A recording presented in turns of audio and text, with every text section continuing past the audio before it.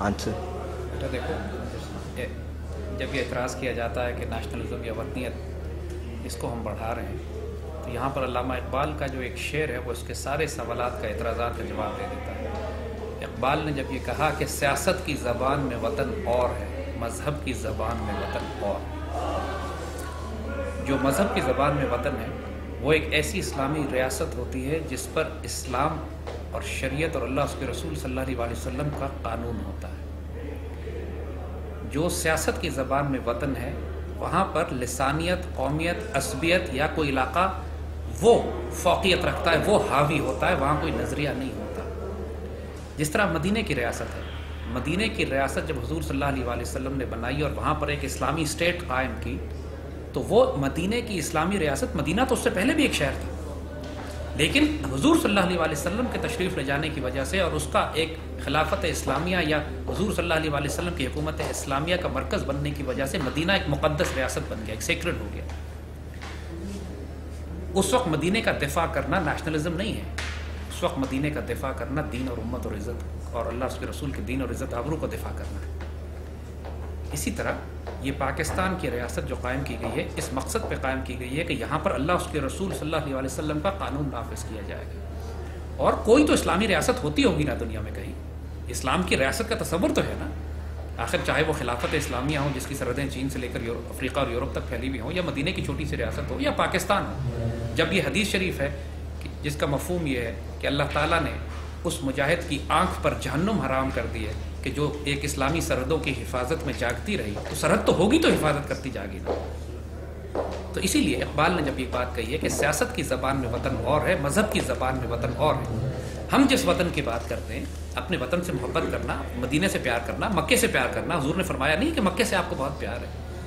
اپنے علاقے سے پیار کرنا بالکل جائز ہے، اس کا دفاع کرنا جائز ہے،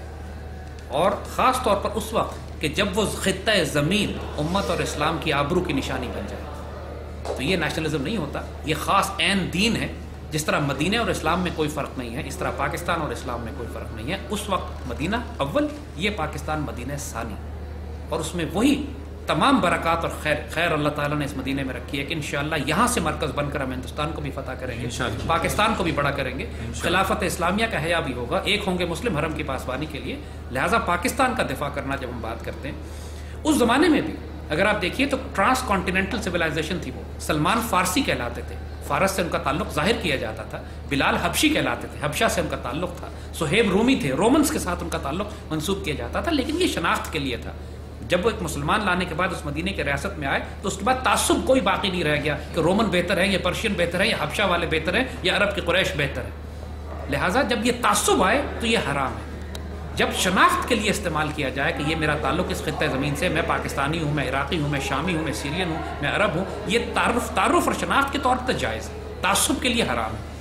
تو اسی لیے جب ہم نیشنلزم کی بات کرتے ہیں، اقبال نے جو بات کہی نا کہ تو ابھی راہ گزر میں ہے، قید مقام سے گزر، مصر و حجاز سے گزر، فارس و شام سے گزر، یہاں پہ وہ اس نیشنلزم کی بات کر رہے ہیں جو مغربی نیشنلزم ہے کہ فارس کے لوگ اعلیٰ ہیں، حجاز کے لوگ اعلیٰ ہیں،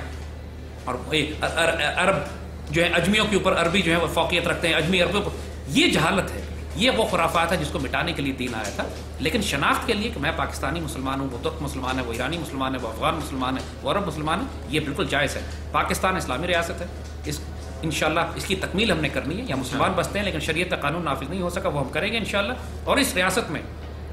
اور اس کے دفاع میں جو قربانی ہمیں دینی پڑے وہ عین دین کے مطابق ہے، سعادت کی زندگی ہے، اور انشاءاللہ اس کو قائم کرنے میں جو مرتا ہے وہ شہادت کی موت ہوگا۔ یہ نیشنلزم ہمارے اس انگریزی اور نیشنلسٹ کانسیپٹ سے بالکل مختلف ہے کہ جو سیکولر کانسیپٹ مغرب نے آج مسلط کیا ہے۔ اقبال کی وہی بات، مذہب کی زبان میں وطن اور، سیاست کی زبان میں وطن اور۔ ہم جب سے وطن کی بات کرتے ہیں تو مذہب کی زبان میں کرتے ہیں جو شریعت کے، اللہ اس کے رسول کی محبت کے تابع ہیں۔